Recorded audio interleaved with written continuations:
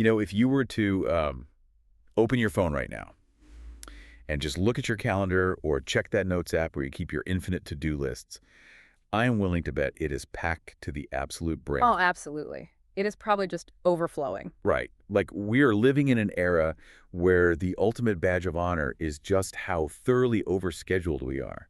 The endless pursuit of productivity, the constant pressure to act. Yeah, to optimize your morning routine, fix systemic issues, just do more constantly. It feels like the air we breathe. It really does. And we operate on this collective, unexamined assumption. Like, if we just check off enough boxes, we will eventually reach this mythical finish line where everything is finally sorted out. Right. But the irony, of course, is that the finish line keeps moving. I mean, the more we do, the more complex our lives become. Yeah, And then the more there is to manage. exactly. But what if the ultimate sign that you have actually figured life out, that you've truly crossed that finish line, is having absolutely nothing left to do?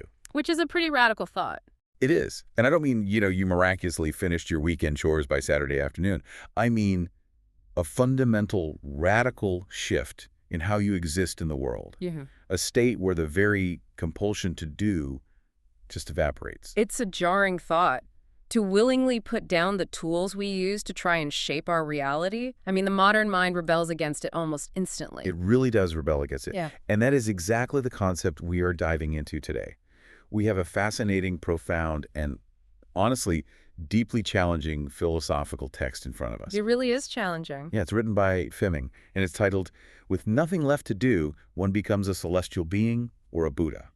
Now, before we jump in, I want to be super clear with you listening. Our mission in this deep dive isn't to convert you to this way of thinking. Right, not at all. Our goal is to take a really thorough look at this radical perspective on letting go of control. We want to examine the incredible serenity it promises, but also seriously grapple with some of its really controversial implications. Yeah, and to ground us before we start unpacking the mechanics of this, I think it helps to understand the philosophical DNA we are working with here. Oh, definitely. Because the text masterfully bridges some incredibly deep spiritual concepts. You'll hear distinct echoes of Taoist principles regarding the natural flow of the universe and Buddhist concepts of non-attachment. As well as a profound submission to a creator. Right, exactly. But it doesn't leave those concepts floating in the theoretical clouds. It drags them down into stark, practical, everyday realities. It forces us to ask what those lofty ideals look like when your real life falls completely apart. Which makes it the perfect stress test for anyone interested in mindfulness or philosophy. So the text opens with this massive sweeping contrast. It says, before enlightenment, everything seems worth doing. After enlightenment, there's nothing left to do. That is a huge claim to make right out of the gate. Okay, let's unpack this. Oh, yeah. Because my immediate reaction, and maybe yours too, is a bit of skepticism. Like, does this just mean spiritual couch surfing? Right, like you're just checking out. Yeah, are we talking about giving up, lying down, and just staring at a wall for the rest of our lives? Because nothing to do sounds a lot like extreme apathy.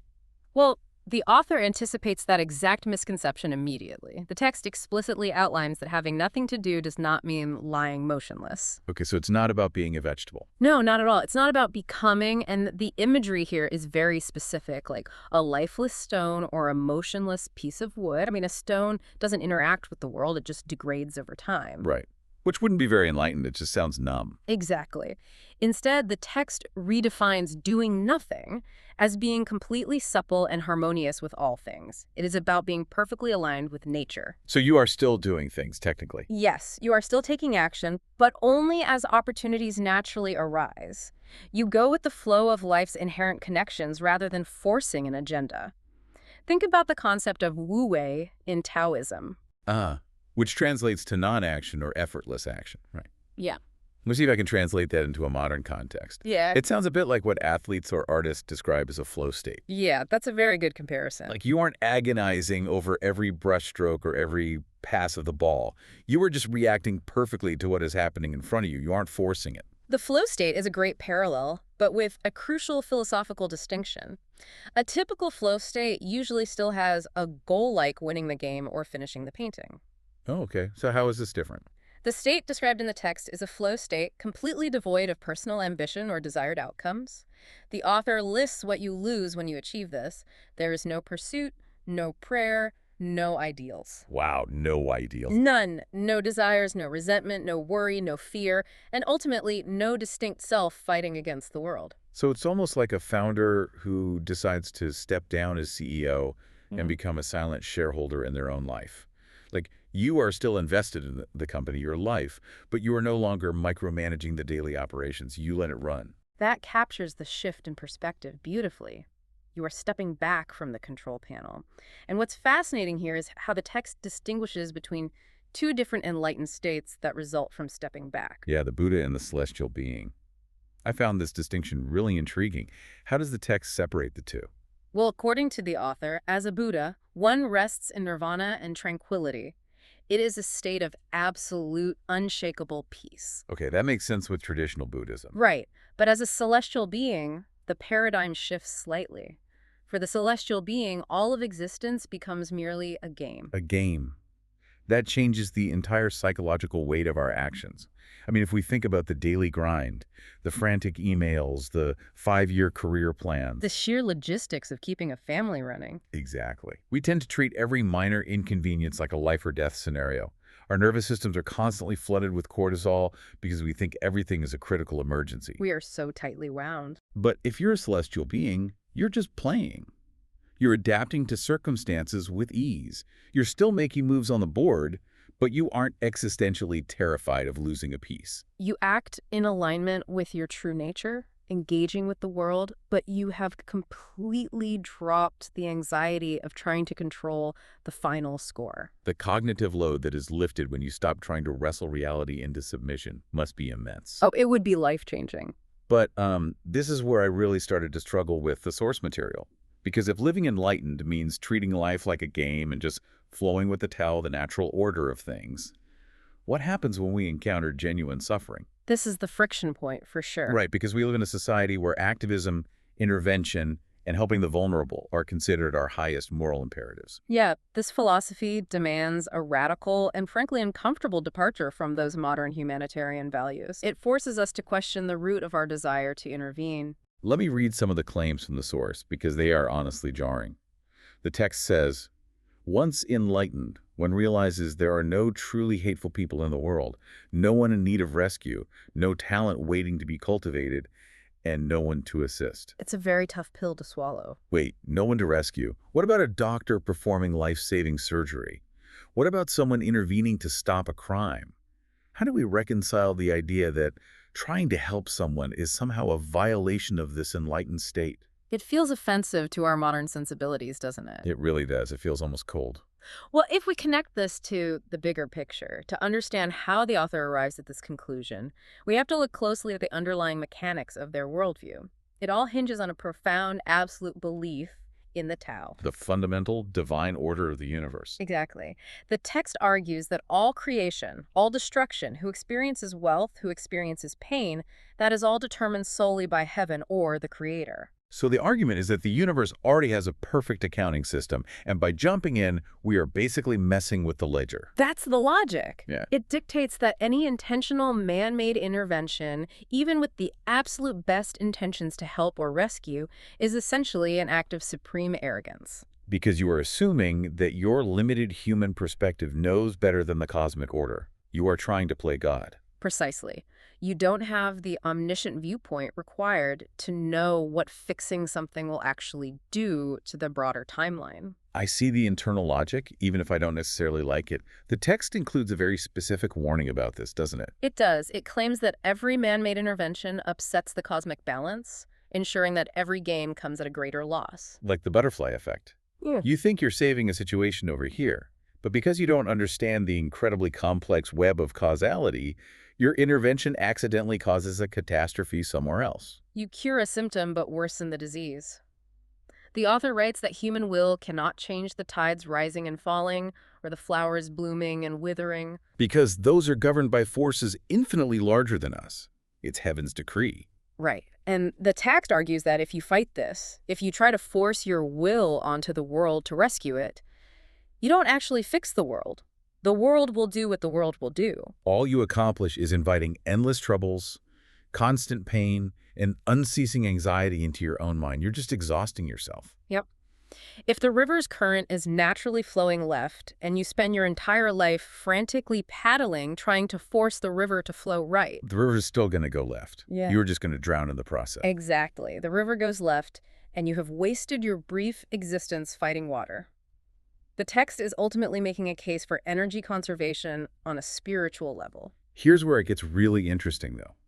If we follow this logic, and we are instructed to never intervene in the world's external events, then our internal emotional landscape has to undergo a massive overhaul. Oh, a total rewiring. Because we cannot survive that total lack of external control if we are still emotionally invested in things going our way. It would be a nervous wreck. Right. That is the necessary psychological mechanism that makes this philosophy functional rather than just terrifying. To surrender external control, you must systematically dismantle your internal value system. All the dualities, right? The good and bad labels we use to judge our lives have to be entirely erased. Yes, the text is incredibly explicit about this flattening of human experience. It says an emperor and a beggar are no different. Which is wild to think about. It is.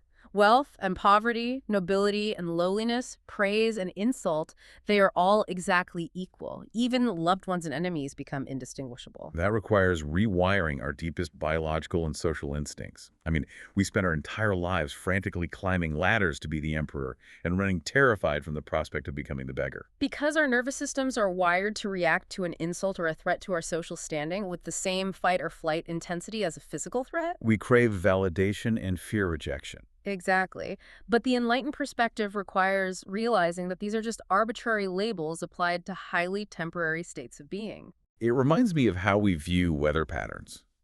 Like, if you look out your window and it's pouring rain, you don't take it personally. Right. You don't feel insulted by a thunderstorm. And you don't think the sky is intentionally out to get you. It's just weather. You might grab an umbrella, but you don't harbor deep emotional resentment toward the clouds. That's a great way to put it. And what this text is suggesting is that we need to view our personal gains and losses the exact same way. Like, if you make $1 million, it's just a sunny day. If you lose your job, it's just rain. The weather analogy perfectly illustrates the cognitive reframing the text demands.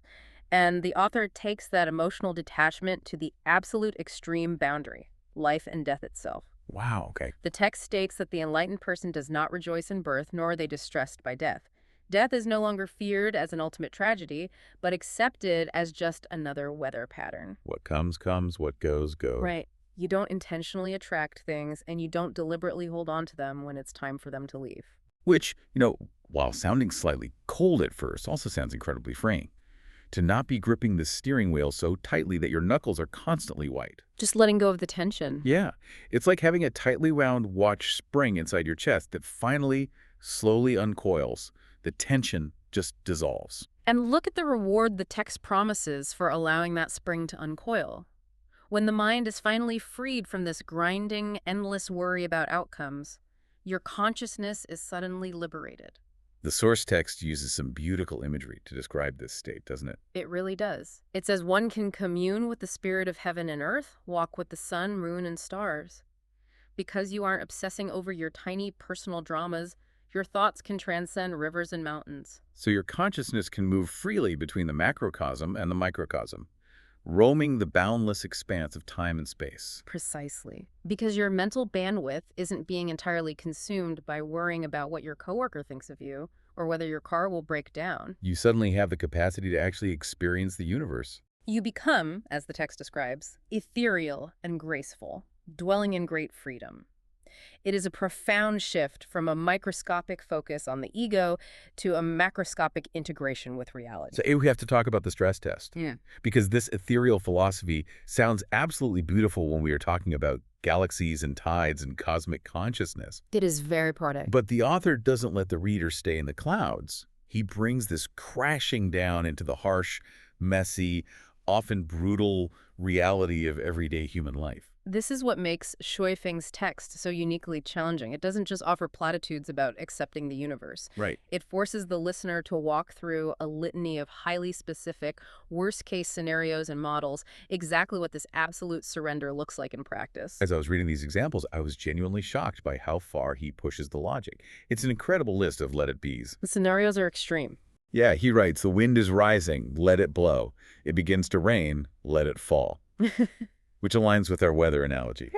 But then he brings it into the home. He says, if the child has average intelligence and cannot enter university, let him herd cattle. Which means there is absolutely no space for helicopter parenting or societal pressure here. None. You do not force the child into a mold they don't naturally fit just to satisfy your own ego or expectations. And then it gets deeply personal. Oh, it does. He says, if the wife wants a divorce, so be it.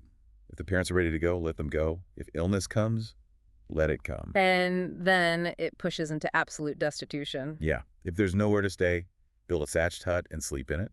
If there's nothing to eat, just sit quietly and starve. Sit quietly and starve. That line alone goes against every biological survival instinct hardwired into the human brain. It's the ultimate line in the sand. And it keeps going. He writes, if the business fails and the company collapses, so what? I came with nothing, I leave with nothing. It's incredibly stark. When I read that, I realized that the suffering in a failing business isn't the failure itself. The agonizing pain comes from the frantic, desperate resistance to the failure. What is crucial to understand about these stark examples is the underlying tone. Because when the author says, sit quietly and starve, it isn't written with a tone of defeat. No, not at all. It's not a victim mentality where you are crying about the cruelty of the world. So what does this all mean? To me, it actually reads as almost defiant. It feels like the ultimate method of taking back your internal power. Yes. The world can take absolutely everything from you, your family, your life savings, your health, your actual life, but it cannot make you care. It cannot force you into a state of panic. And the author literally writes out this refusal to be emotionally manipulated by external circumstances. It does. He says, if you want to bully, insult, torment, or mistreat me, go ahead, I'll smile and accept it. And then he repeats this powerful mantra. It's a great mantra. He writes, if you want me to hate you, no way. If you want me to be angry, no way. If you want me to be afraid, no way. If you want me to be anxious, no way. This raises an important question about the core mechanism of how this philosophy creates resilience. It forces us to ask, where does true invincibility actually come from? Right. Because the modern assumption is that invincibility means building defensive walls so high that nothing can ever hurt us. We think if we amass enough wealth, we can't go broke. If we gain enough status, no one can bully us. We try to armor ourselves with achievements. But this text argues the exact opposite. True invincibility comes from absolute radical vulnerability. Exactly. By voluntarily accepting the absolute worst-case scenarios, the bullying, the public failure, the literal starvation, you fundamentally strip the world of its ammunition. Because if you are genuinely willing to let your company collapse with a serene smile, the threat of bankruptcy can no longer cause you anxiety. And if you are willing to sit quietly and starve, the threat of poverty entirely loses its teeth. You have systematically removed the targets that the world usually aims at to control you. If you aren't afraid to lose everything, no one has any leverage over you. You are truly free. And the author claims that when you finally remove that lens of fear and ego, you are left with a vision of the world that is actually perfect. The text concludes by saying that when you reach this state, you see that everything is so beautiful, so perfectly ordered. Everything is so beautiful, so perfectly ordered, so fair. Because you aren't judging reality based on how it benefits or inconveniences you anymore. Right. You are just watching the massive, perfect machinery of the universe run.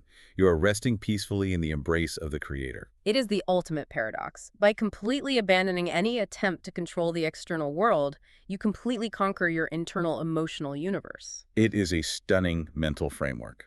And as we wrap up this deep dive, I think we can all acknowledge that applying this is an incredibly tall order. Oh, definitely. Transitioning from our modern, exhausting pursuit of controlling every outcome, fixing every perceived problem, and optimizing every waking minute to the radical peace of absolute surrender is a monumental task. Very few people are ready for it. Yeah, I know I'm probably not quite ready to let a failing project collapse with a smile, or happily go build a thatched hut tomorrow. It requires suppressing deeply ingrained evolutionary instincts. Yeah. And unlearning decades of cultural conditioning. But even if we don't take it to the extreme of sitting quietly and starving, there's immense practical value in holding up this philosophy as a mirror to our daily lives. For sure. It forces us to recognize just how much of our exhaustion, our burnout, and our anxiety comes purely from fighting reality, from refusing to accept what is currently happening and instead agonizing over what we think should be happening. The friction generated between our rigid desires and the fluid reality of the world is where almost all unnecessary human suffering is born.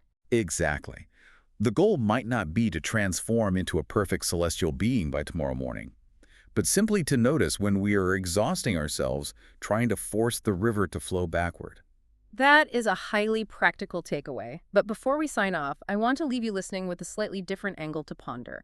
Something outside the text itself, but deeply relevant to our current moment. Oh, I'm intrigued. What is it? Well, we've spent this time discussing the profound spiritual difficulty of choosing to have nothing left to do. But look at the trajectory of our technology right now. Ah, AI and automation. Right. We are rapidly building systems designed to take over our jobs, our logistics, our daily problem solving. We are engineering a future where the machines might literally leave us with nothing left to do. Wow. That is a wild thought. We are basically building the infrastructure of a celestial being's life. Exactly. If the external world no longer requires our constant intervention just to survive, are we going to be forced into this state of enlightenment? Or will the sudden lack of a to-do list utterly break the modern human mind? It is the ultimate impending stress test for our species. If the compulsion to do is removed by silicon, what will we find when we are finally forced to just be? A massive, slightly terrifying question to sit with as you look at your calendar this week. Thank you so much for joining us on this deep dive into Su Feng's challenging and beautiful philosophy. Until next time, take care.